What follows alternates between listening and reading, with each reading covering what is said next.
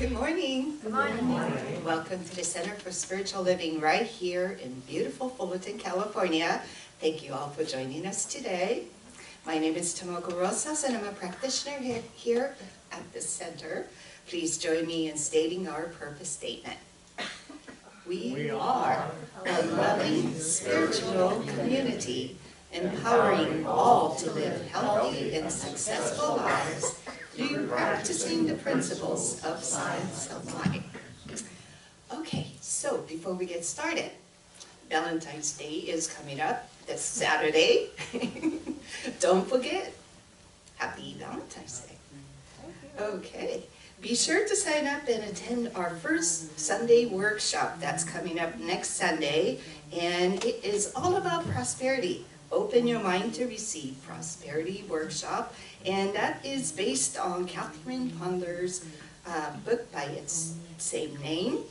And Amanda Secola and I are facilitating, and all are welcome. Please join us if you can.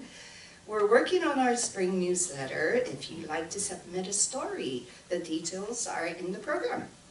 The Wednesday Spiritual Support Group is ongoing, and all are welcome, so please join us if you can. Unexpected Income Club is doing great, and our new goal for this year is to reach $35,000 by the end of the year. So keep looking for those wonderful unexpected income, and thank you all for your participation. Okay, and that's it from me, and I'll pass it on to Tommy.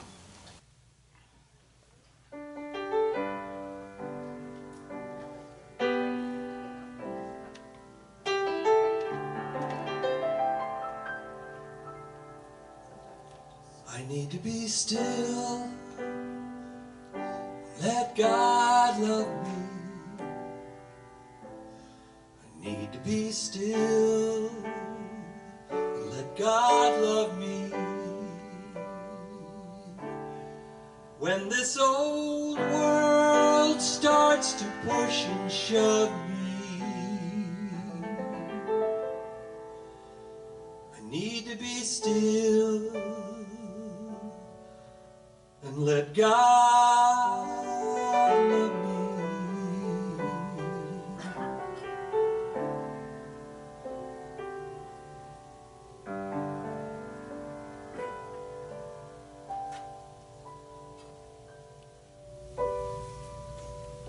Good morning.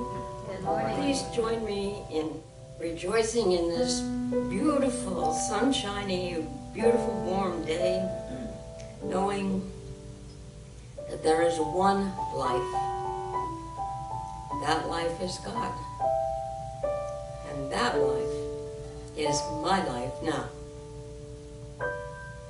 We each affirm that our body is the body of God. The life of the Spirit circulates through it. The law of the Spirit governs it. And the love of the Spirit sustains it. We know there are blessings right now for each member of this spiritual community. Those who are here today and those who are unable to join us. There are blessings for our practitioners. Each one holds us in their prayer work, for healing, for strength, for energy, knowing that each one is loved. There are blessings for our Board of Trustees. So nice to have you back, Susie.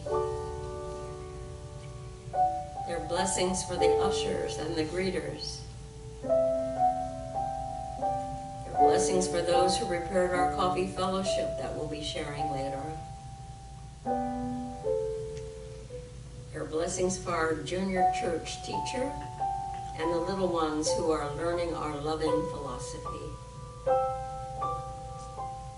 are blessings for our Tommy and the wonderful music we have here every single Sunday.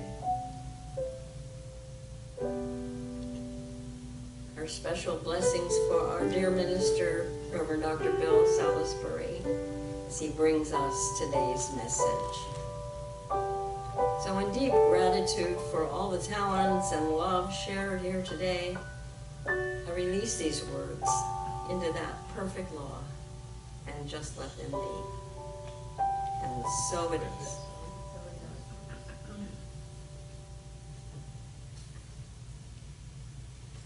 Okay. My reading today is from Guidepost magazine. It's called The Right Stranger. Denise Kennedy wrote it, and she says, I wasn't feeling so sunny that bright spring morning, and not for any particular reason. I have so many blessings. A great job, a loving family, good friends. Still, it was like I had a case of the Mondays on Saturday. Well, I had to pick up a few things at Walmart, but I just didn't feel like being around people.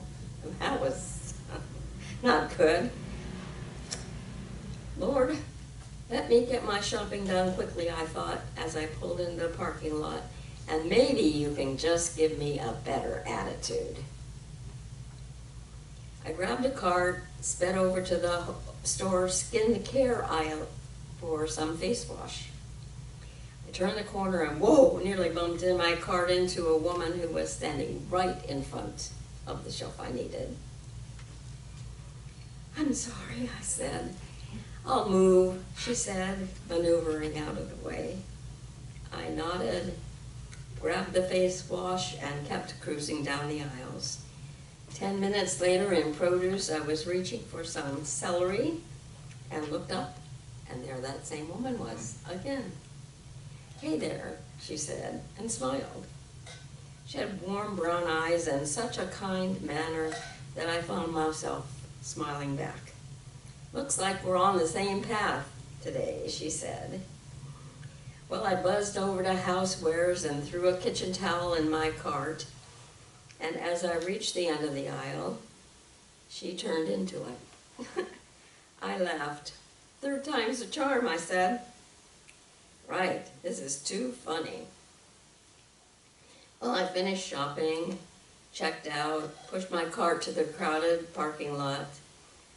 I was just a few feet from my car when, yup, you guessed it, that woman was there, 2 cars down from mine, putting her groceries in her trunk. Hello again, I said, and she turned around. No way. I'm Denise, I said, walking over. And, she said. That's when something came over me and I just blurted out. And I feel like I'm supposed to ask you if you need me to pray with you. She looked kind of shocked. I was too. I had never once asked a stranger in a parking lot if they needed a prayer. Well, maybe I'm out of line, I thought, but maybe not. That's okay, too. Actually, she said I could use a prayer. I've just moved here from Virginia to help my dad. He has dementia. And caring for him, setting up doctor's appointments, making sure he's eating healthy and he's safe is much more difficult than I anticipated. I never am sure if I'm doing the right thing. I grabbed her hands and we bowed our heads. Oh God, Lord, I asked, please help Anne make the best choices for her dad's care. Thank you, Denise, she said. What do you do for work? Well, Denise said, that's just what I was about to tell you. I am a holistic nutritionist, and I work with caregivers. She stared at me. You're kidding. Just days earlier, I told her I'd met with the owner of a company offering support to families caring for aging loved ones. Bathing, meal prep, rides to appointments. Let me get your contact information and I'll connect the two of you. I'd like that, Anne said. Well, I hadn't wanted to be around anyone, but then the Lord put me in the path of just the right stranger. Not once, but 4 times. I walked back to my own car feeling 100% better. Now just join me in prayer. Oh, living Spirit God, we just are so grateful for the serendipitous things that happen to us and the joy we have in sharing them. Thank you for the blessings of this day. Thank you for this absolutely gorgeous, gorgeous day. And as we just sit here and listen and learn, we just are so happy, God. Thank you. Releasing these words into perfect action of God, love, and law. I just let them be. And so it is. I see joy, I see peace, I see beauty surrounding me. I see love in every breath I breathe. I see God in everything. I see happiness, I see freedom. Beauty that lives in me. I see perfection in what life brings. I see God in everything. I feel joy, I feel peace, I feel beauty surrounding me. I feel love in every breath I breathe. God in everything. I feel happiness, I feel freedom, I feel beauty that lives in me. I feel perfection in what life brings. To God in everything. I choose joy, I choose peace, I choose beauty surrounding me. I choose love in every breath I breathe. I choose God in everything. I know happiness, I know freedom, I know beauty that lives in me. I know perfection in what life brings. I know God's in everything. I know God's in everything. I see God in everything.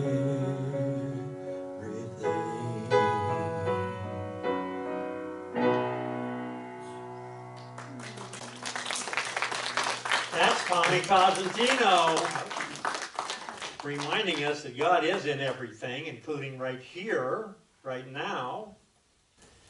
Here we are, going along with the overarching theme this month of living devotionally. And today, the title of the talk is We Are God's Handiwork. And it's kind of interesting because a lot of times we hear the word handiwork and we're thinking artsy, craftsy stuff. We're thinking handiwork as in something, some form, some trinket that has been crafted by hand because it's handicraft. But it's not all, it is that. It is that, and it's so much more because God's handicraft is in things, it's in people, it's in attitudes, it's in situations, it's in thoughts. And hearing that story from Sally about the person going to the store and didn't want to, it's kind of reminiscent of the story of the fellow that, was a little abrupt and kind of blurted things out and wasn't very compassionate and not that nice, and just no filter, kind of said what he thought when he was in that mode.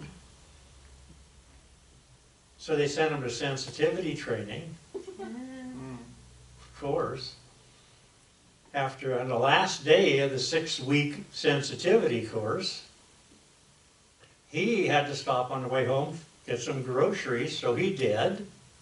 And as he's heading up for the line, and he's kind of in a hurry because, you know, he's just been a couple hours in this meeting, and he needed to get home and take care of stuff, including eating.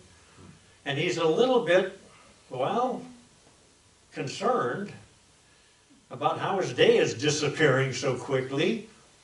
And he gets up to the line, and don't you know, there's like already people in line.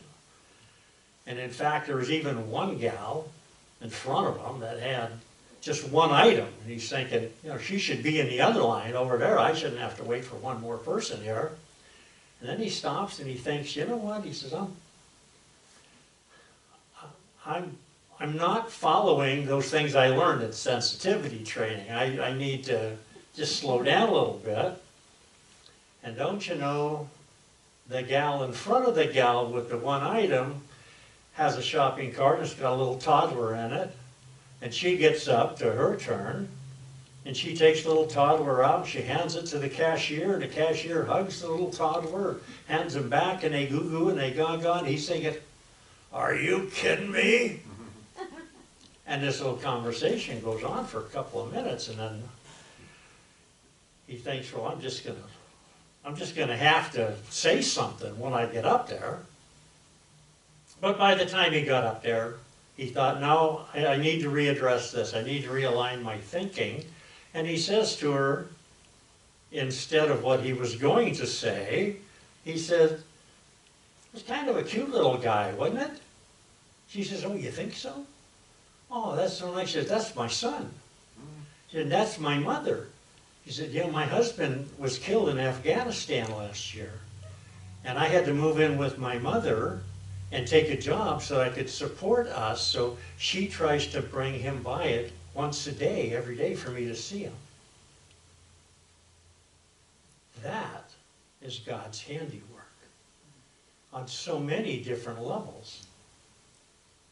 On the level of the people were God's handiwork. The ideas were. The understanding, the compassion, the love, the forgiveness, the acceptance, the allowing for things that are outside of our normally narrow line of vision, all God's handiwork. Handiwork. We are. So that scenario was part of God's handiwork. And those ideas and those attitudes and those thoughts and those vibrations of love and acceptance, if you will, were part of God's handiwork. But so were the people. That's us. I mean, we weren't those people, but we have been those people in some manner of speaking at some point in our life. We are God's handiwork. We look at a beautiful sunset or a beautiful sunrise, or we look out over a gorgeous, serene, placid lake, or we gaze at the ocean and realize the magnitude of it, how big it is. We see God's handiwork in all of these things. We pick up a leaf that fell off a tree. You look at the veins in it. You look at a little ant crawling. Come on. Who can reproduce these things? No, it's like the sculptor lovingly caresses every curve of the statue that she's putting together. Or like the painter intentionally, with mindfulness, each brushstroke putting that part of the paint on there that makes that masterpiece what it is. That's handiwork. And that is kinda a mini version of the handiwork that was put into us, into making each one of us. We're not mass produced. I know there's 14 billion of us on the planet, so it's easy to think, well, this is factory line kind of stuff. This is mass production, but it isn't. It isn't, because each one of us is so incredibly different. Each one of us has all of those God qualities at least latent in us, but our personalities are so different that it's like we were all made one at a time, by hand, by that creative intelligence that has been responsible for everything. Now, also when you think about these stories, we understand that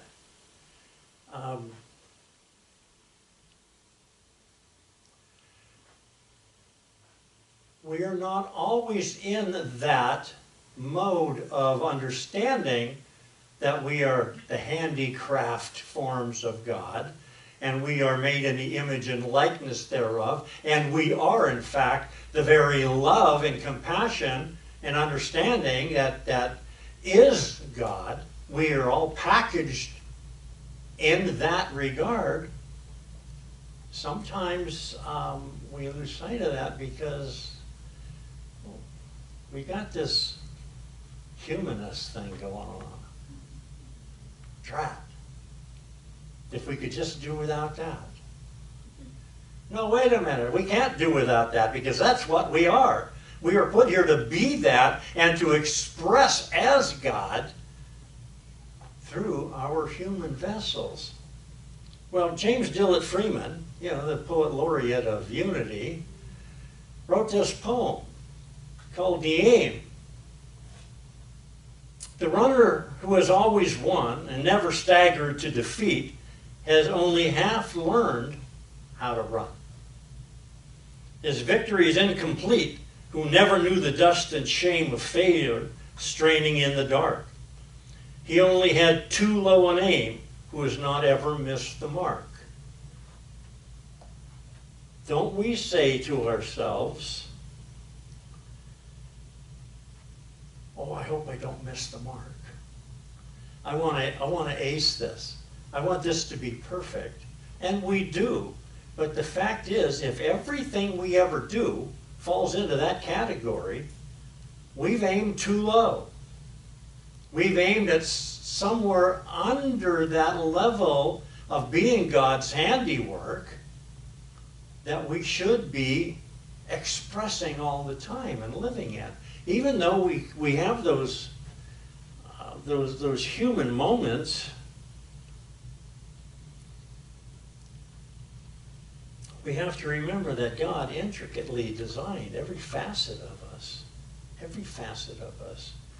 In his book, A Lamp in the Darkness, Jack Kornfield quotes Buddha, of all people. Can you imagine? There is praise and blame, gain and loss, pleasure and pain, fame and disrepute. Did you think this would not happen to you? Those are all the things that are possible, that are available, if you will, in being human. And because we all have that human part to us, that human component, all of these things are going to befall us. We're going to have those great times. We're going to have other times that aren't so great. We're going to have times when people salute us and honor us and are very grateful and thankful that we're here on the planet. We're going to have other times when they give you that invitation, don't let the door hit you. We're going to experience all of that. But through it all, we have to understand that this too is part of God's handiwork. We are so short-sighted as a race, the human race. So short-sighted. We think we know so much, and yet we are here, living on this planet, and each one of us is what? Is so minuscule in relationship to this planet, it's hard to believe. If you were up in a space shuttle, you wouldn't even be able to tell us apart if we all stood out in a field together. And yet, that's what we are. And this Earth, this planet, is one of hundreds of millions of planets in the Milky Way galaxy. And the Milky Way galaxy is like the tip, no, it's not even the head of a pin, it's the tip of the pin compared to the overall universe that we even know about right now. And yet, we have this tendency to think that we know it all. And we don't.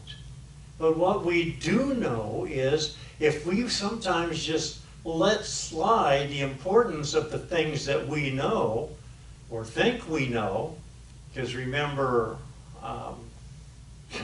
today's conventional wisdom, W-I-S-D-U-M-B, wisdom, is tomorrow's, oh my God, how did we ever think that? And it's been that way throughout the history of mankind. And yet, at each step along the way, God's handiwork was evident, or we wouldn't even be this far along. So later he says, being reminded of our dignity and value is the ground for wisdom and compassion to arise, because when we go back to understanding that we are the handiwork of God, those things that are human in us that sometimes we like, sometimes we don't, sometimes look graceful, sometimes not, sometimes we're loving and warm and accepting and passionate, sometimes we're not. It's part of who we are. It's part of what we have to deal with. But we have this ability to fall back on that divinity within each one of us that allows us to understand there's something more going on here than just what we know and achieve and think in our humanness. And sometimes, oh, I forgot. Did everybody get one of these today? I act as if I already have what I want. It is an excellent way to attract happiness in my life. Well, I don't have to act like that. I already do have everything I want. Truth be told, sometimes I have other things in addition to everything I want. So it's not that I need more or want more, it's that I need or want less sometimes.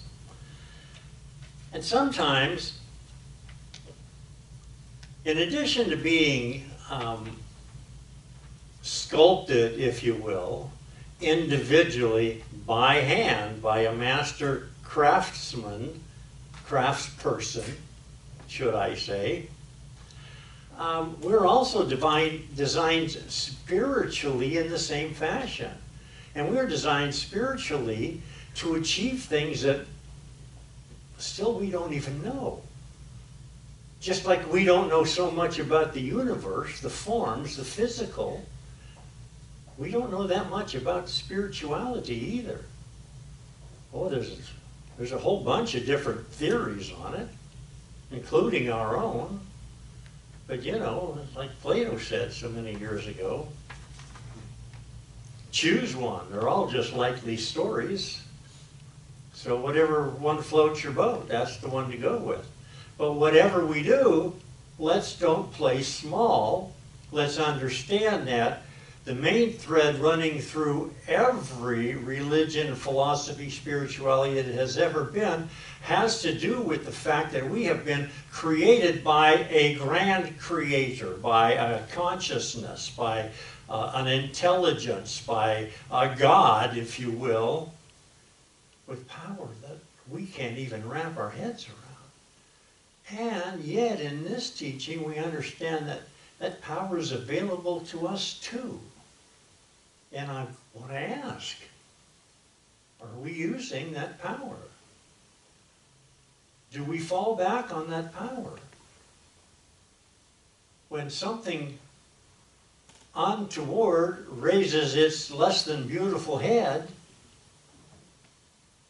do we revert to our spiritual practices? Do we dig into our spirituality? Do we go into our divinity, go within and talk to that God within us and sort it out together how to get through it? Or do we sometimes shake it off? You know, maybe, I don't want this, maybe pretend that, well, we didn't really want or need that, or pretend that, well, this isn't really so bad. No, we don't have to settle for that. Well, just the idea of settling, we don't have to settle. We're God's handiwork. In her book, Unveiling Your Hidden Power, Emma Curtis Hopkins said this: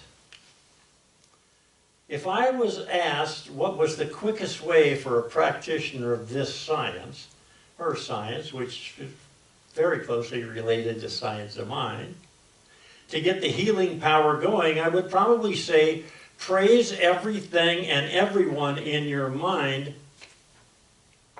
and then speak those words aloud. Speak those words aloud. We are God's handiwork. It's not ours to hold in. It's ours to share. It's ours to speak. It's ours to holler. Ours to yell in our loudest possible voice from the rooftops.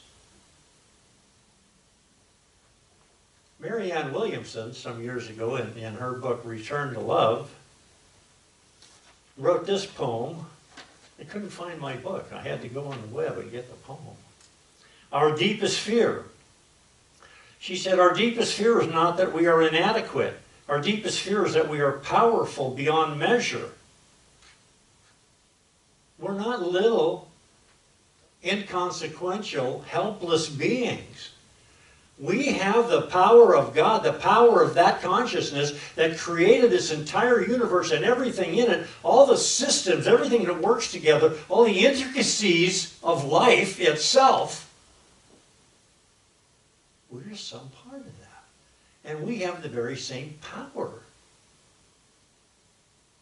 Nothing comes from nothing. We all know that. You can't get something from nothing, but we are something. So we did not come from nothing. We are not a random accident. We are not just a gazillion cells that join together some miraculous fashion out of whatever.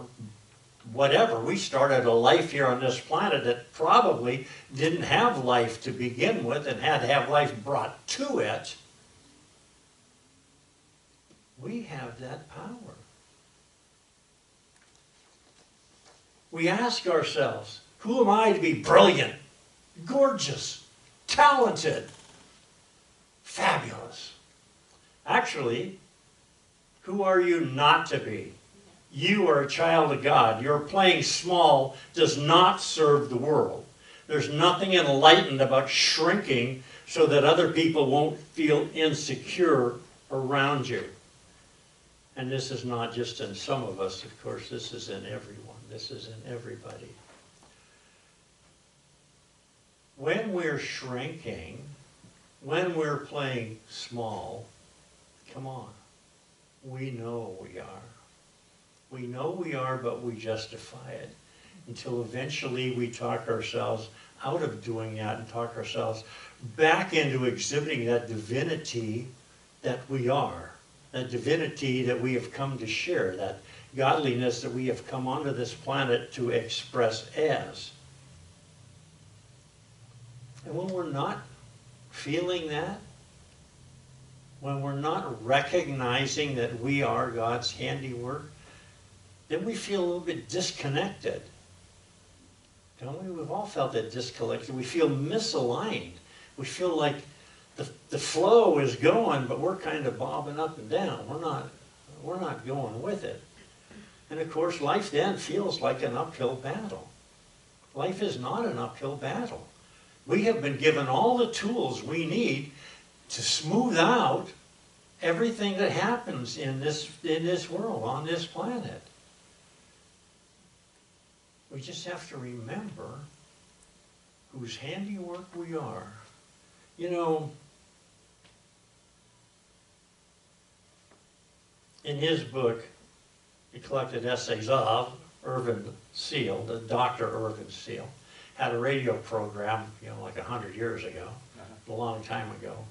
One of 3 motivational speakers who had a 90-minute show, and they had 30 minutes each. But he did this little piece called "You Cannot Fail."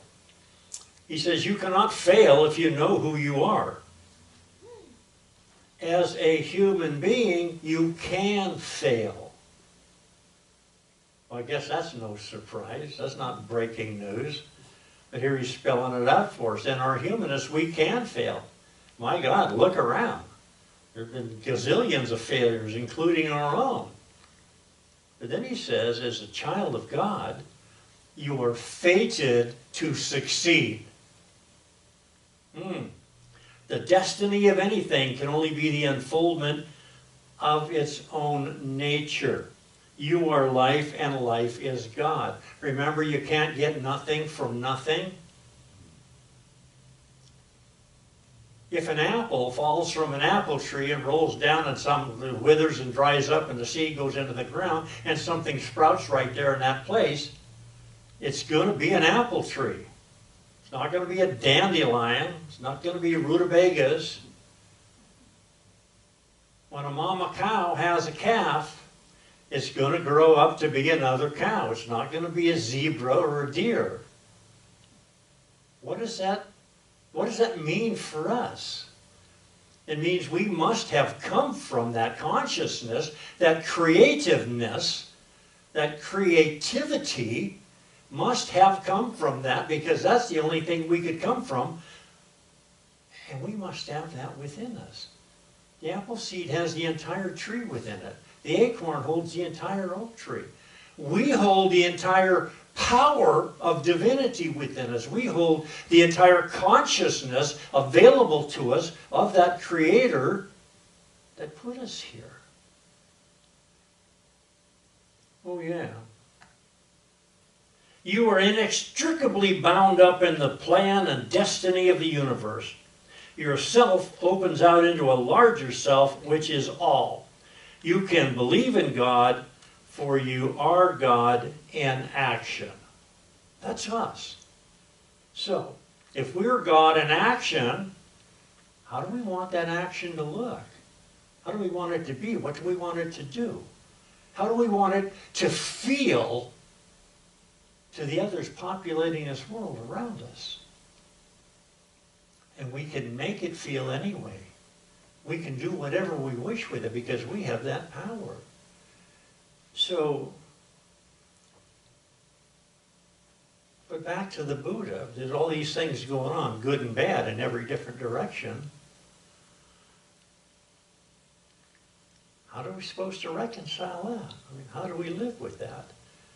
Well, some people live with it because they transform themselves, their thinking, and transcend this race consciousness that we've all been raised in and has affected us, this race culture, because everything that's ever been done, said, thought in the consciousness of human beings is still out there. It's out there in that collective subjective, remember? And I dare say there have been, more negative things than positive things, and consequently, they are impinging on us all the time. Not everybody becomes aware of this, and not everybody defends against this, if you will. Not everybody transcends this, and, for a whole bunch of different reasons. In the Bible is the story of the 10 lepers. And the master teacher Jesus walks into the village, and the lepers all, hey, Jesus, hey, yo, help us out here. Help a brother out, will you? So Jesus cured them of their leprosy. And they all went to the, whoever the medical person was in those days, and they got a clean bill of health, and they walked out of there really happy. One guy actually turned around and came out the same way he went in, and knelt down in front of Jesus and said, "Thank you, thank you, thank you, and thank you, God, for this." And of course he said, "Wait a minute, weren't there 10 of you that went in there? Where's the other 9? Well, the other 9 didn't think to come out and say thank you, because the other 9 were too busy and too excited and too into themselves to be into gratitude. And you say, well, 9 people out of 10, that's a pretty heavy percentage. And yet, it's not that heavy a percentage. That's how many people don't understand, I think, on today's planet, still don't understand that we are God's handiwork, and we have that power, and we are that precious, and we are that part of consciousness that makes up the whole, that we are that integral in the universe. There's not a piece missing here. We're part of, well, bigger than a 1,000-piece puzzle. We're part of this huge mega puzzle. And you know, when you get all done with a puzzle, and there's still one empty space in it, and you're looking all around, and that piece isn't there, that's disconcerting. That puzzle is not complete. But this puzzle of God's, this handiwork puzzle, it is complete, because each one of us counts in that. Each one of us is a piece of that. Each one of us is a part of that. And without any of us, this picture would not be complete. Even though we don't get to see the whole thing. We think, well, we don't know what's out there, we don't know, blah, blah, blah. And it's true, we don't. The problem is, we don't know what we don't know. We think that what we do know is enough. And of course, every generation proves that that is just not the case. So, you know, Louis Pasteur, you know Louis Pasteur, the scientist, it pasteurized stuff. He said, the more I study nature, the more I am amazed at the work of the Creator. He's not the only scientist to say something like that. You know, Ernest Holmes used to talk about science and religion walking hand in hand someday. Well, science and religion walk hand in hand all the time. There are many people, once they start investigating this universe, they discover that all these hard forms we thought were single individual items and solid are not that at all. They're just that energy, that divine energy that we are. They are all part of God's handiwork also, just like we are. And because we are, that means we are all living together.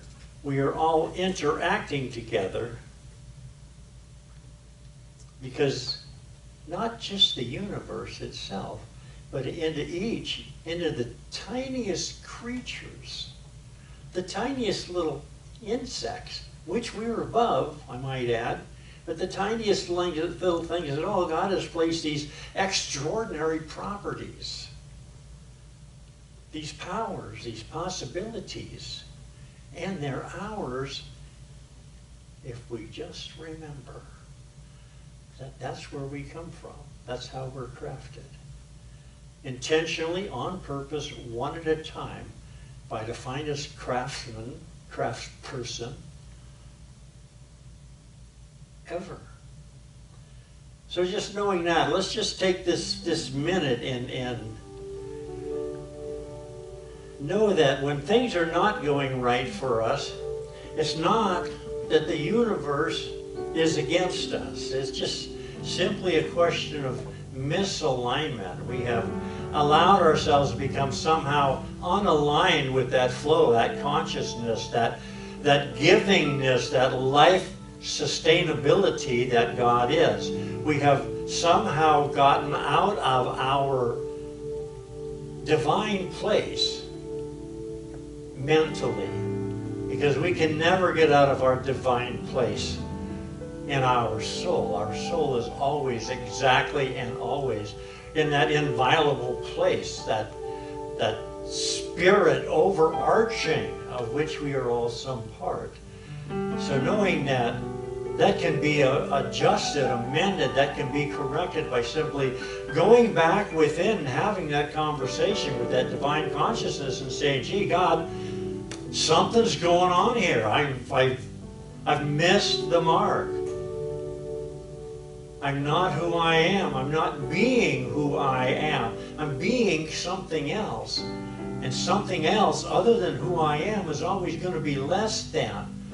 But I'm so much more than anything that it is affected through my humanness, because I have that divinity flowing within me that at any time I can say to myself, self, you are the handiwork of God. There is nothing that can prevent you from being all that you can be and for radiating that love and that truth and that community of God through your person and out into the world. When all of us do that, that's when that world actually works for everybody. So it's knowing this is the case and knowing of the potential, knowing of the possibility, knowing of that divinity within, that I just say, thank you, God. Thank you for this and for so much more. I let this word go into that universal law that oversees and understands and always says yes. I let it go, I let it be, and so it is. This is our opportunity to share of our abundance, knowing that all of our good comes from that one source, God, and for this we are oh so grateful. Thank you, each and every one, for your contributions, for your support, for your gifts, and for those of you not in the sanctuary but supporting from a distance, thank you also. And let's just know that we bless these gifts, these tithes, these offerings, knowing that they are given from the central core of who we are, which is God made manifest on this plane.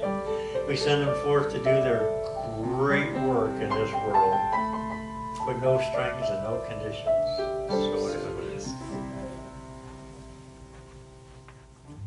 L is for the way you look at me. O is for the only one I see. V is very, very extraordinary. E is even more than anyone that you adore. And love is all that I can give to you. Love is more than just a game. Two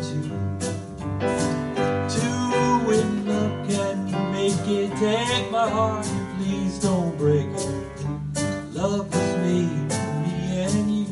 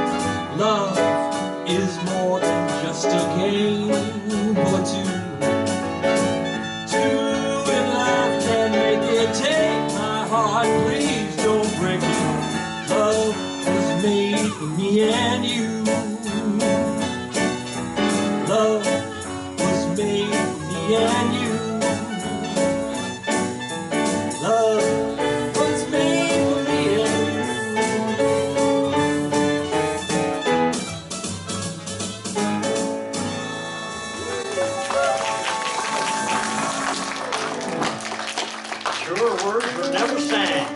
Tommy Cosentino. That's on a lot of levels too, because it's Valentine's Day, so that song is apropos. Okay, say your name. My name is Dakari, and I want to share something with you. I just want to share these pictures. This is Mom. He was a little kid. Okay. Wait, this is Tom Tom? Who's Tom Tom? Tom. Tom Tom. Who's the real Tom Tom? And we're a bad heartstring. We're connected with the invisible string to everybody who we love. Right? Yeah. Okay. All right. Thank you. All right. So let's just know something together right now. Something ginormous is happening through me right now. Something ginormous is happening right now. It's this understanding It's this understanding that I am the handiwork of God. that I am the handiwork of God. There is nothing I cannot accomplish. There is nothing I cannot accomplish. There's nothing I cannot attain. There's nothing I cannot attain. I talk to God for what I want, I talk to God for what I want. and I get it. And I get it. And I'm so grateful. And I'm so grateful. So thank you, God, in me. Thank you, God.